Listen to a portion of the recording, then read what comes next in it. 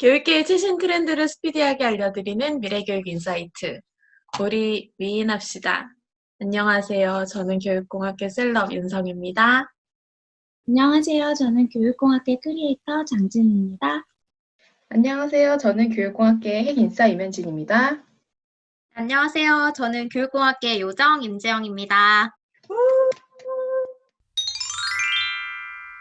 오늘 저희 임지영님 믿고 가는 에피소드로 오랜만에 찾아왔습니다.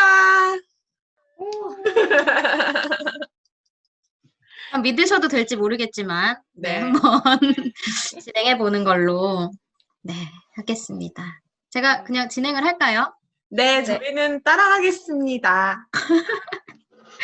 네, 오늘은 제가 이렇게 얘기하면 마치 장인처럼 느껴지지만 절대 장인은 아니지만 그래도 지난 몇 년간 계속 집중해서 연구해왔던 협력이라는 얘기를 좀 해보려고 합니다.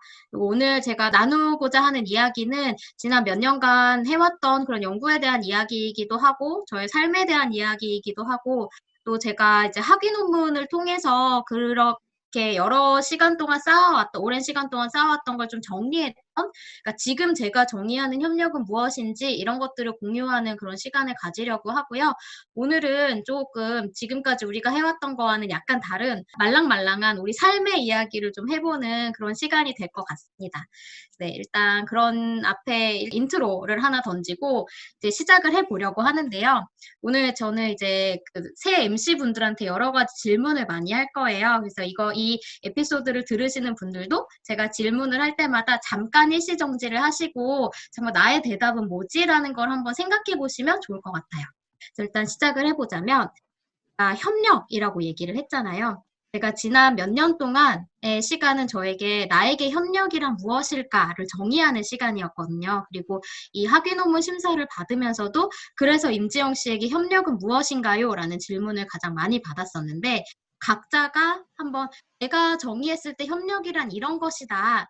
아니면 내가 지금까지 해봤던 협력 중에 가장 기억에 남는 좋은 협력이란 혹은 가장 기분 나쁘게 남았던 협력이란 무엇인지 좀 경험을 한번 공유해보는 시간을 가지면 좋을 것 같아요. 어떠신가요? 네, 저부터 먼저 얘기를 해보겠습니다. 저는 이 질문을 들으면서 떠올랐던 그 경험이 있는데요. 일단 저에게 협력이란 굉장히 어려운 것이다. 그러니까 협력 자체가 어렵기보다는 어려운 일을 해야 하기 때문에 협력이 필요한 그런 일들이잖아요. 그러니까 혼자 할 수 있으면 혼자 하면 되는데 혼자 못하니까 협력을 하는 거잖아요. 그래서 어려운 일을 해내기 위한 필수적인 그런 과정이다라는 생각을 하게 됐고, 그리고 제가 경험했던 기억에 남는 협력, 나쁜 협력 이렇게 얘기를 한다면 기억에 남는 좋았던 협력은 아무래도 저희 미래교육 인사이트 책을 나도 그 얘기 하려고 준비할 했는데. 때 그리고 저희의 그 이제 북콘서트를 준비하면서 이제 그 일련의 과정들이 정말 기억에 남은 협력이었어요. 왜냐하면 일단 저희가 이렇게 하나의 목표를 가지고 단계별로 진행을 하는 것도 되게 의미가 있었고, 그리고 이제 무엇보다도 좋은 그 성과가 나왔기 때문에, 그러니까 저희 책이 좋다 이렇기보다는 저희가 이제 애초에 스터디로 출발했던 것이 목표했던 한 권의 책으로 결실을 맺었다는 그 자체가 굉장히 의미가 있었고, 그리고 또 저희 4명의 캐릭터가 굉장히 다른데도 불구하고 저희가 모든 부분에서 의견을 일치했던 건 아니지만 그 과정을 굉장히 잘 의논을 하고 조율하고 협력하는 그 과정이 굉장히 의미 있고 한 단계 성숙할 수 있었던 계기가 됐다라는 생각을 하고요. 그리고 개인적으로 나쁜 협력이라기보다는 좀 제가 좀 아쉽고 굉장히 좀 약간 슬프게 느낀 협력이 하나 있는데, 이게 제가 대학교 2학년 때 했었던 팀 프로젝트 과제인데 아직도 지금 제 마음속에 약간 하나의 뭐랄까? 짐? 약간 아니면은 스크래치 같이 남아있는 그 팀 과제가 있었어요. 영상을 제작하는 과제였는데 성과는 결과물은 굉장히 좋았어요. 굉장히 좋았는데 그 과정에서 한 팀원이 굉장히 자기한테 업무 로드가 너무 많았고 그 한 팀원의 역량에 굉장히 기댈 수밖에 없는 그러니까 영상을 만드는 과제다 보니까 편집을 해야 되는 그 기술이 되게 중요했는데 그거를 잘하는 친구한테 아무래도 의지를 하다 보니 그 친구는 되게 스트레스를 많이 받았던 것 같아요. 근데 이제 저희는 저희 나름대로 나머지 팀원들은 또 다른 역할을 좀 충실히 한다고 했는데 그게 서로 좀 이해가 부족해서 그 나중에 들은 얘기로는 그 한 친구가 굉장히 좀 힘들어했다라는 얘기를 듣고 좀 되게 마음이 아팠었거든요. 그래서 뭐 누구의 잘못이라고 하기는 좀 그렇지만 조금 더 그 과정에서 서로 더 많이 소통을 했으면 좋지 않았을까? 이런 네, 기억에 남는 그런 협력이었습니다. 네. 또 다른 분 있으신가요? 그러면 제가 얘기를 해볼까요? 저는 아까 지금 뭐 말씀해 주신 것처럼 사실은 저희 미래교육 인사이트를 통해서 참 우리가 꽤 오래 했어요, 이거. 그죠? 2018년부터 했으니까. 사실 이런 일을 이렇게 꾸준하게 이렇게 오랫동안 지속될지 몰랐어요. 처음에 시작할 때. 근데 어쨌든 이렇게 우리가 이걸 꾸준하게 이어오는 것 자체도 참 협력을 해나가는 좋은 과정이었다고 생각하고요. 이거는 이제 우리가 돌아가면서 다 말할지도 모르니까 이거를 빼고 이야기를 해보자면 저는 지금 우리 회사 팀원들하고 했었던 최근의 프로젝트가 되게 큰 협력을 배우는 시간이었던 것 같아요. 그러니까 일단은 저는 이 프로젝트가 좀 새로웠던 것 중에 하나가 대부분 우리 분야의 사람들과 제가 계속 협력을 했었던 거예요. 그러니까 교육공학을 전공한 사람들 혹은 뭐 어쨌든 교육에 대해서 아주 큰 관심이 있거나 아니면은 뭐 다른 분야의 사람들이라도 뭐 예를 들어서 뭐 박물관, 미술관, 뭐 큐레이터 뭐 등등등 다른 분야의 사람들과 소통을 해도 어쨌든 그 프로젝트 자체가 교육 프로젝트였어서 뭔가 어쨌든 딱 하나의 핵심을 가지고 이렇게 일을 했었는데 지금 제가 최근에 회사에서 했었던 이런 교육 콘텐츠를 만드는 일은 이제 개발자들이나 아니면 디자이너들이랑 의사소통을 해야 되는 일이었거든요. 그리고 심지어는 이게 외부의 사람들과 협력을 하는 것뿐만이 아니라 이런 외부 전문가가 내부의 팀원으로 깊숙이 들어와서 팀원의 하나로서 외부 전문가랑 같이 이렇게 소통을 해야 되는 그런 과업을 하다 보니까 이게 완전 다른 분야 사람을 같은 팀원으로 데리고 있을 때 그리고 제가 또 심지어 제가 또 이 프로젝트 리더였기 때문에 이게 리더로서 내가 팀원들을 어떻게 함께 끌고 갈 수 있는지 그리고 사실은 이 팀 외에 그 사람이 감정적으로 지금 어떤 고민을 가지고 있는지 그런 것까지도 사실 소통이 이루어질 때 이 협력의 질이 달라지는구나 라는 것도 많이 느끼게 됐고 사실 저는 제가 남의 일에 별로 관심이 없어요. 제가 제 일에만 관심이 있고 왜 다른 사람의 되게 사생활이나 뭐 다른 사람에 대해서 관심이 많은 사람 있잖아. 원래 성격 자체가. 저는 원래 성격 자체가 타인의 사생활이 안 궁금해요. 그래서 저는 사실 그런 측면에서 제가 좋은 리더자가 될 수 있다거나 좋은 협력을 할 수 있는데 자질이 조금 부족할 수도 있겠다는 생각을 했었어요, 스스로. 그런데 이런 협력을 하게 되면서 그 부분을 많이 길렀어요, 제가. 그래서 옛날에는 제가 이 프로젝트 외에 무슨 일을 하든지 지금 심적으로 어떤 고통을 겪고 있는지 지금 환경적으로 어떤 어려움에 처했는지는 관심이 없었어요, 제가. 근데 이제 이런 거로 관심을 갖게 되는 거예요. 왜냐면 실제로 이게 진짜 협력에 좋은 그 질을 높여주니까. 그래서 그 사람이 이 업무 이외에도 이 프로젝트 이외에도 다른 고통받는 일이 있다면 그때는 업무적으로 로드를 줄여준다든지 혹은 어떤 뭐 조금 그 이외에 추가적으로 좀 뭐 상담을 한다든지 등등의 그런 활동을 해줬을 때 훨씬 더 이게 좋아지더라고요. 그러니까 그런 것들을 통해서 제가 되게 특별한 성장을 했었던 것 같아요. 이 프로젝트로. 그래서 참 저는 그래서 되게 기억에 남고 또 특히 또 저희 팀원들 한 명 한 명이 너무 갑자기 막 사랑스럽고 우는 거 아니야? 여기 시상식 아니고요. 정말 아니고요. 지금 이거 오늘 팀원 헌정 방송하시는 거 아니죠? 그러니까 내가 왜 멈췄냐면 갑자기 여기서 고백을 하니까 한 번도 대놓고 말 안 해놓고 약간 종무식 분위기 지금. 뭐 아무튼 그래가지고 저는 이 프로젝트를 통해서 제 스스로가 되게 성장을 많이 했다고 생각하고 협력이라는 게 그냥 업무적인 협력 이외에도 협력을 하는 그 개개인이 어떤 환경에 있는지까지도 들여다보는 거가 참 중요하구나라는 거를 많이 알고 배웠어요. 네. 너무 다 좋고 진지한 얘기를 해줘가지고 저는 되게 가벼운 얘기를 생각하고 있었거든요. 근데 그 얘기 너무 듣고 싶어요.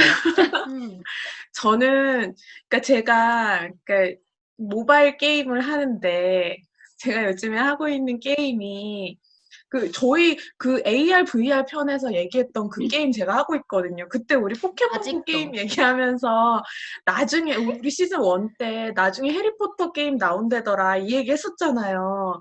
제가 그걸 하고 있거든요. 근데 아직도예요? 그럼요. 저한테 아직도라고 묻지 마세요. 그냥 늘 하고 있을 거니까. 그걸 하는데 그거 이제 지영님도 하다가 이제 그만뒀잖아요. 근데 거기에 협력을 할 수 있는 장치가 있어요. 그러니까 던전이라고 하는데 들어가면 다른 유저들이랑 같이 협력적으로 그걸 깨거든요.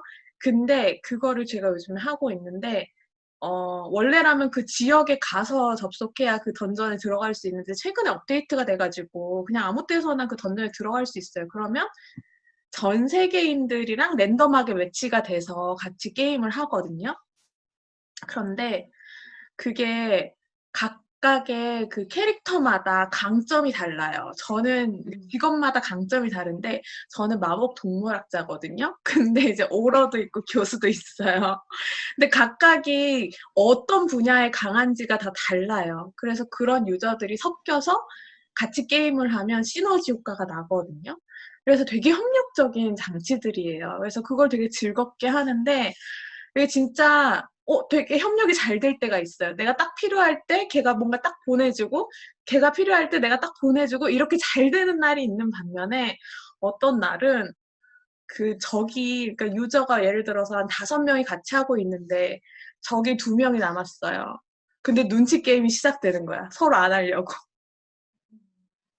그럴 때가 있어요. 그래서 시간은 막 줄어드는데 서로 다 프리라이딩을 하려고 누가 저거 죽이나 보고 있는 거예요. 최근에 그런 적이 몇 번 있었어요. 그래서 이런 거는 정말 나쁜 협력이다 이런 생각을 해서 제가 게임 속에서 발견한 바람직한 협력과 나쁜 협력을 고찰했습니다.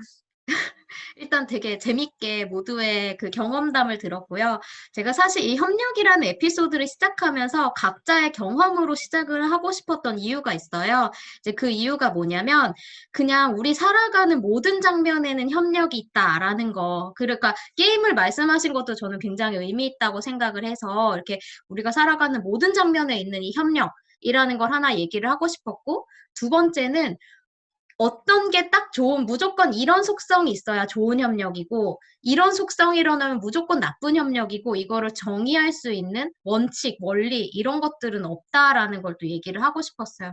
사람들마다 자기가 경험하는 좋은 협력은 다 다르고, 그다음에 사람들마다 자기가 정의하는 나쁜 협력은 다 다르거든요. 그래서 누가 팀원으로 들어오는지, 그 팀원들의 속성은 무엇인지, 그 팀원들이 하고 있는 이 과제의 속성은 무엇인지, 그런 것들이 모두 다 뭔가가 이렇게 굉장히 많은 것들이 조합될 때 협력이 협력이 좋은지 나쁜지가 결정되기 때문에 우리는 굉장히 많은 사람들은, 뭐 이거는 약간 논란의 여지가 있을 수 있지만 굉장히 많은 사람들은 뭐가 있어야 좋은 협력이고 뭐가 생기면 나쁜 협력이고 이런 식으로 정의를 하고 싶지만 사실은 협력은 그런 게 아니다라는 거를 우리가 한번 기본적으로 약간 그런 마인드셋을 가지고 시작을 하고 싶었어서 이렇게 각자의 경험담을 들어봤고요. 이 에피소드를 보고 계신 여러분들도 그런 본인이 경험해봤던 협력을 한번 생각을 해보시면 좋을 것 같고요. 아, 뒤에 지나가는 새우 너무 귀엽네요.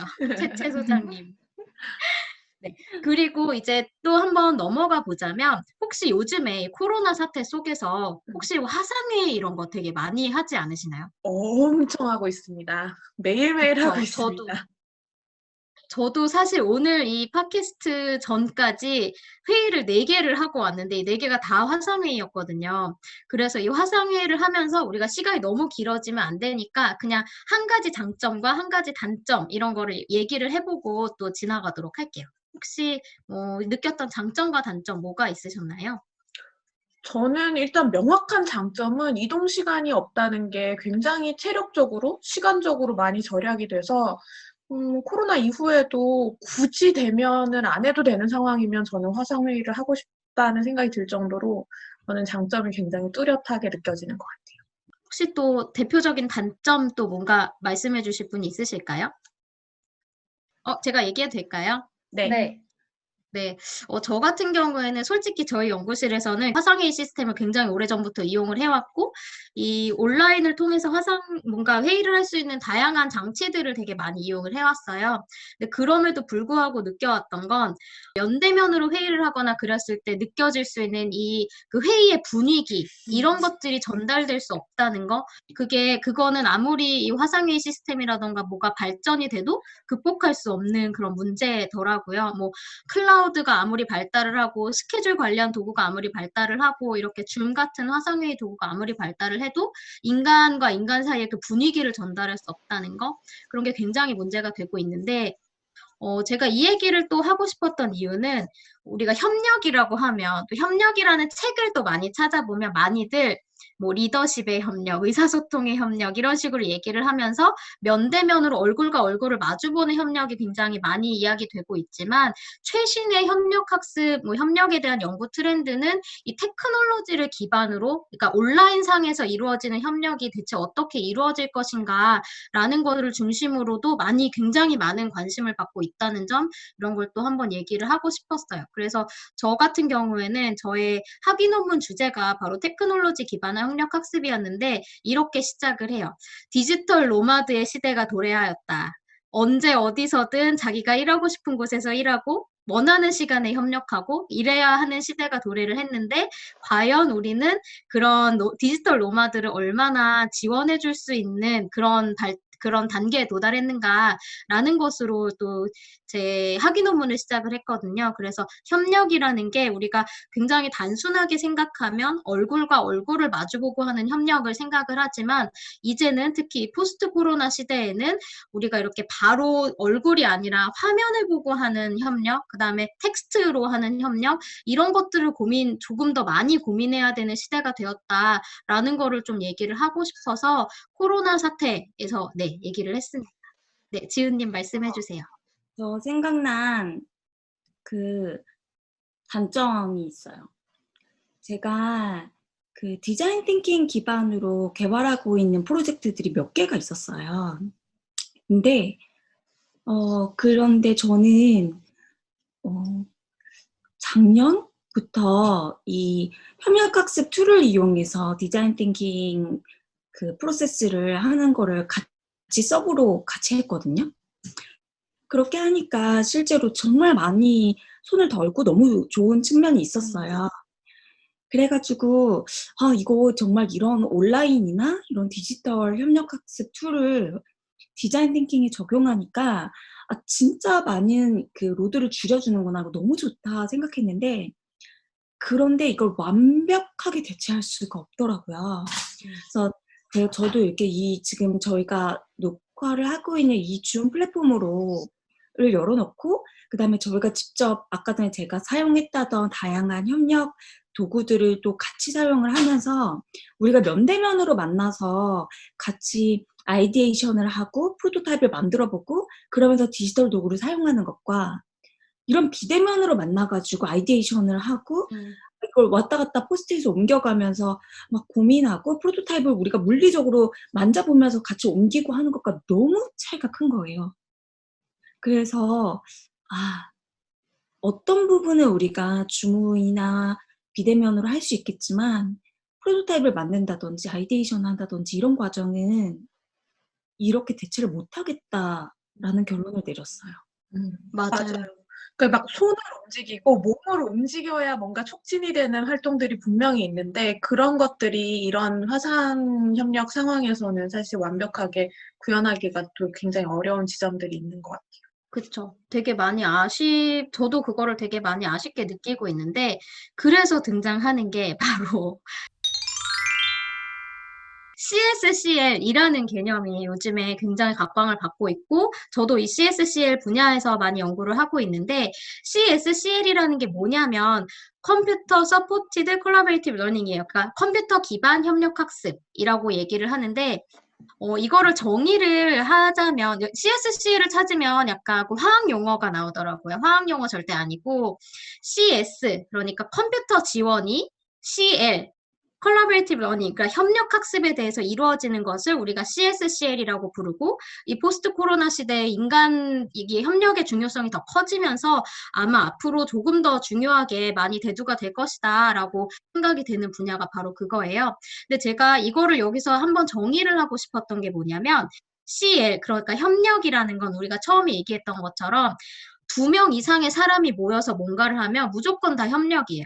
그러니까 CSCL을 정의하는 사람들은 2명 이상의 사람이 모여서 뭔가를 같이 한다면 그게 뭐 5분 동안 같이 하는 거든 10분 동안 같이 하는 거든 1년, 10년 이렇게 같이 하는 거든 무조건 다 협력이다라고 이야기를 하고요.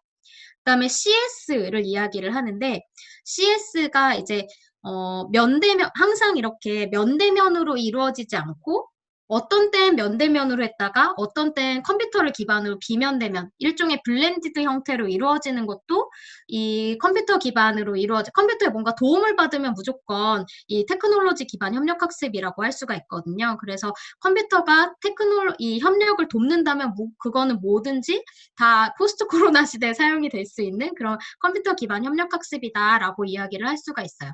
근데 지금 지은님이 얘기하신 것처럼 우리는 면대면 협력 학습에서 면대면 협력에서도 이미 여러 가지 테크놀로지, 뭐 예를 들어서 뭐 공동의 문서 작업을 하는 도구라던가 이런 것들을 이미 굉장히 많이 사용을 해오고 있기 때문에 우리는 이미 CSCL의 시대에 들어와 있고 우리는 내가 CSCL을 하고 있는지도 몰랐지만 이미 CSCL을 많이 하고 있던 것이다 라는 거를 한번 생각을 해볼 수 있을 것 같아서 한번 CSCL이라는 것이 무엇인지 한번 이야기를 해보고 지나가고 싶었어요. 그래서 자꾸 이렇게 뚝뚝 끊어지는 느낌이 조금 들긴 하지만 그래서 또 중요한 이야기를 한 가지 해보자면 이제 그 CS와 CL을 나눠서 이야기를 해보고 싶은데 저 약간 오늘 수업하는 느낌이 약간 들기도 하고 네, 너무 좋습니다. 네. 네. 감사합니다. 일단은 그 CL, 협력이라는 거에 대한 오해가 너무너무 많아서 그 오해를 좀 풀어보는 시간을 가지려고 합니다. 네, 빠밤. 일단 퀴즈를 하나 내보려고 하는데요. 이 퀴즈 첫 번째, 상품은 없습니다. 리더형 인간과 팔로워형 인간이 있다. 이런 얘기를 가끔 하는 것 같아요. 리더십, 막 이런 얘기를 하면서 리더는 이런 사람이 돼야 됩니다. 이런 얘기를 하죠. 정답일까요? 오답일까요? 너무 뻔한 퀴즈죠. 하나, 둘, 셋 하면 얘기해요. 뭐 어떻게 해드릴까요? 그냥 아니다 이야기를 하고 지나가도록. 아니다. 네, 너무 좋네요. 왜냐하면 제가 아까 얘기를 했었잖아요. 협력이라는 거는 그냥 인간 삶에 있는 게 모두 다 협력이기 때문에 그냥 리더형 인간이 따로 있어서 뭐 좋은 것도 아니고 팔로워형 인간이 따로 있는 것도 아니고 제가 바로 우리 미래교육 인사이트 이 팀에서는 예를 들어 어떤 에피소드에서는 리더가 될 수도 있고 어떤 에피소드에서는 팔로워가 될 수도 있고 제가 또 저희 연구실 안에서도 어떤 순간에 리더가 될 수도 있고 어떤 순간에 팔로워가 될 수도 있기 때문에 무조건 모든 사람이 사람이 다 리더가 되어야 하고 그 리더십을 갖는 것이 너무너무 중요하고 라는 것이 다른 장면은 몰라도 협력에서만큼은 그게 옳지 않을 수도 있다라는 거를 한번 그 오해를 좀 풀고 싶었어요. 그래서 모두가 다 리더가 될 필요도 없고 모두가 다 팔로워가 될 필요도 없고 그냥 누구나가 이 협력이라는 이 상황 속에서 어떻게든 즐거운 기억을 가지고 갈 수 있다면 그것은 리더든 팔로워든 좋은 협력이 될 수 있다라는 거를 꼭 한번 기억을 해주시면 좋겠다라고 이야기를 좀 하나를 하고 싶었고요. 두 네. 번째로 이제 현지님이 아까 말씀을 하셨는데 좋은 협력에 대한 기억, 나쁜 협력에 대한 기억 이런 걸 말씀을 하실 때 좋은 성과가 나왔는데 나쁜 협력이었어요. 이런 말씀을 하셨었잖아요. 근데 많은 사람들이 그런 얘기를 하죠. 협력을 하는 목적은 내가 혼자 할 때보다 더 좋은 결과를 만들기 위해서 협력을 하는 것이다. 라고 이야기를 많이 하는데 어떻게 생각하시나요? 제가 이건 뭐 정오답을 묻는 건 아니고 좋은 성과가 나와야 그래도 협력은 잘한 거지 이렇게 생각을 하시나요? 어떻게 생각하세요? 저는 협력의 목표나 목적이 좋은 성과를 내기 위한 거인 건 맞는 것 같아요.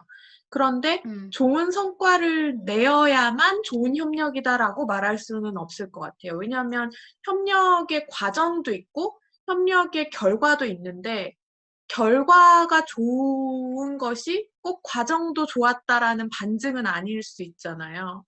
그렇기 때문에 당연히 지향하는 바는 좋은 성과를 내는 게 목표일 수는 당연히 그거는 목표라고 생각은 드는데 과정이 좋고 결과가 좋은 거는 또 반드시 일치하지 않을 때도 있고 그래서 좋은 성과가 있어야만 좋은 협력이다라고 말하기에는 어려운 지점이 있지 않을까 생각이 듭니다. 저도 사실 정확하게 그 윤성애 박사님이 말씀하신 거에 좀 동의를 하는 것 같아요. 그 예를 들어서 성과가 좋다고 해서 좋은 협력을 했다고 무조건 말할 수는 없잖아요. 그런데 또 만약에 협력을 잘했는데 성과가 안 좋다, 안 좋을 수도 있다라고 말하는 건 사실 좀 어폐가 있긴 한 것 같아요. 왜냐하면 내가 혼자 한 것보다 성과가 안 좋았어요. 그런데 협력은 참 좋았다라고 말을 하면 약간 어폐가 있는 것 같아요. 되게 말씀하신 부분들이 다 정답. 저 오늘 약간 황희정승 같은 느낌인데 그게 사실은 협력을 보는 사람들은 그걸 다 정답이라고 생각을 해요. 왜냐하면 협력과 성과라는 거는 사실은 1대1 매칭을 아예 할 수가 없는 거예요. 왜냐하면 협력 자체가 좋았다라는 것도 누가 봤을 때는 그거 자체가 성과일 수도 있고 근데 협력을 해서 나온 산출물이 좋았다라는 거를 성과로 정의하는 사람들도 있고 협력의 과정이나 협력으로 결과로 나온 산출물 이외에 시간이 오래 지나고 보니 그 사람들이 굉장히 많이 성장해 있더라라는 거를 협력의 성과로 보는 사람들도 있거든요. 그래서 좋은 협력이라는 게 무조건 그러니까 성과라는 것 자체를 협력이라는 거에선 정의하기가 너무너무 어려운 거예요. 왜냐하면 너무 다양한 사람들이 같이 하는 것이기 때문에 무엇이 좋은 성과였다라는 거를 정의하기가 굉장히 어려워지는 것이죠. 그래서 사실은 회사에서는 좋은 성과, 그러니까 가시적으로 많은 뭔가 뭐라 그래야 되죠? 투자 대비 이득을 얻어내는 것이 그 협력이 좋았는가 나빴는가를 결정하는 지표처럼 보이긴 하지만 사실은 그 과정에서 이 직원들이 얼마나 성장했는가 또한 사실 우리가 HRD에서 사실 많이 얘기를 하는 거잖아요. 그게 사실은 협력에서 정말 정말 중요한 요소라는 거. 이것도 이제 협력에 관심이 많은 분들이라면 내가 이 협력에서 무엇을 얻고 싶은가를 꼭 한번은 생각을 해볼 필요가 있겠다라는 것도 짚어볼 필요가 있을 것 같아요.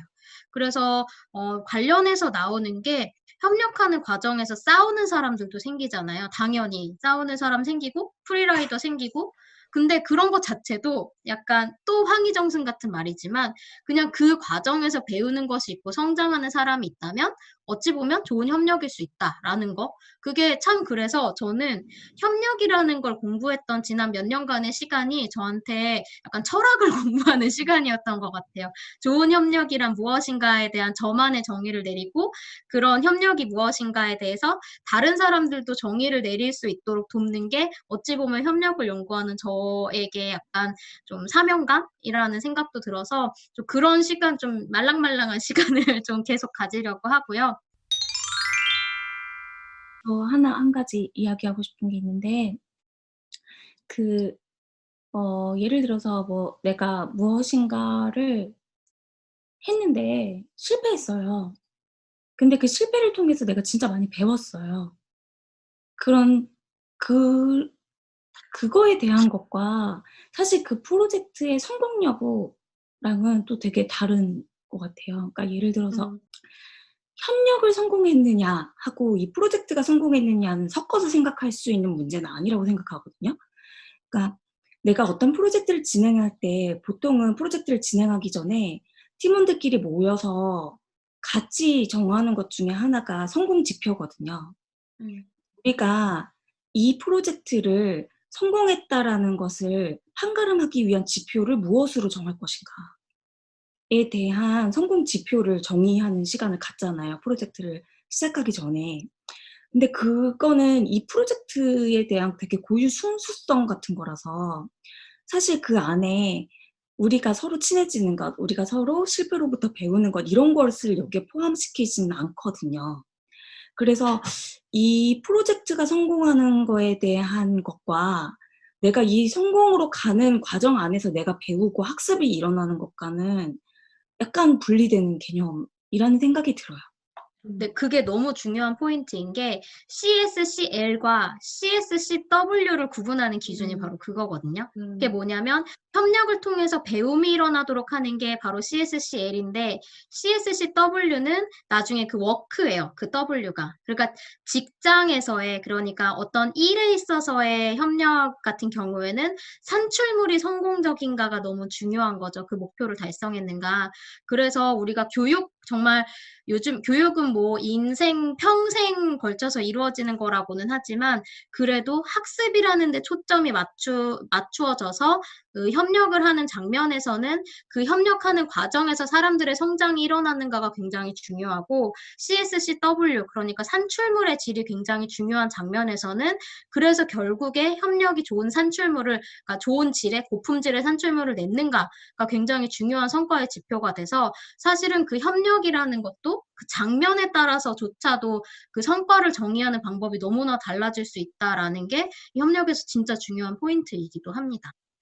그래서 자꾸 귀에 걸면 귀걸이, 코에 걸면 코걸이 같은 게 이 장면에서 진짜 중요한 협력이 무언가를 자꾸 모든 사람이 정의해 나가는 게 좋은 협력을 만드는 가장 필수적인 원칙인 것 같아요. 그래서 아마 우리가 지금까지 해왔던 에피소드와는 조금 다른 느낌이지만 그거 자체가 그냥 협력이라는 특성이다 이렇게 생각을 하시면 좀 재밌을 것 저만 재밌을 수 있어요. 동의합니다. 동의하면서 듣고 있습니다.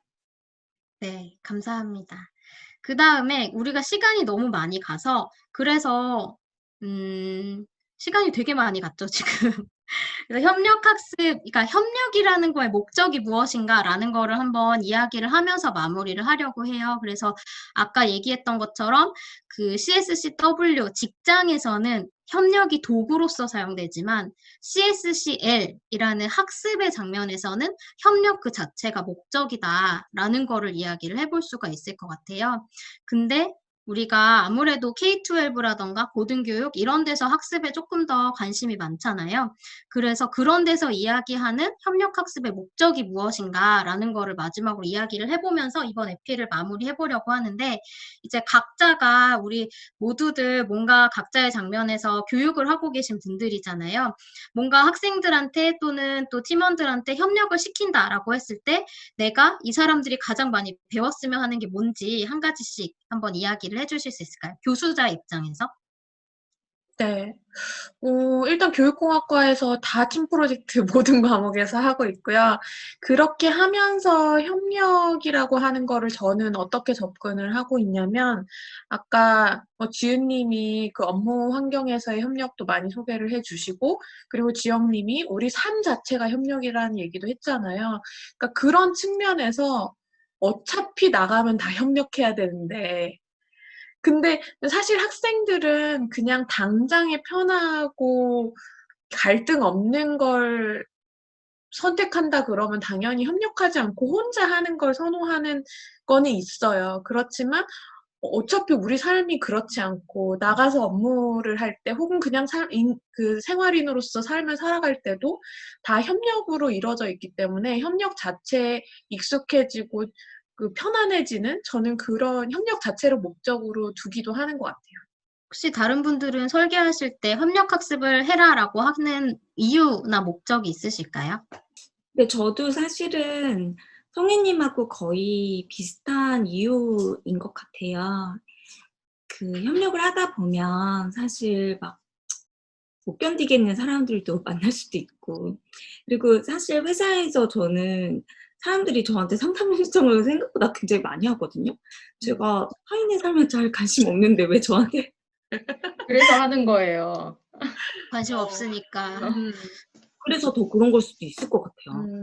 그 상담 신청 많이 하는데 항상 회사에는 그러니까 이 얘기 진짜 많이 들으셨을 텐데 어느 회사에 가도 이상한 사람은 꼭 있다. 뭐 이런 얘기. 이상한 사람 순화 많이 해주셨네요. 무슨 질량 보존의 법칙이라고. 봐요. 그러니까 그런 사람들을 다 뭐 견디는 연습부터 시작해서 그런 사람들을 여기를 떠난다고 해서 뭐 다른 데 간다고 해서 없으리란 보장이 전혀 없고 막 이런 얘기 원래 많이 하잖아요. 근데 사실은 그 팀 프로젝트도 마찬가지거든요. 근데 사실 교수자 입장에서 보면 대충 다 보이잖아요. 엄청 그 보이죠?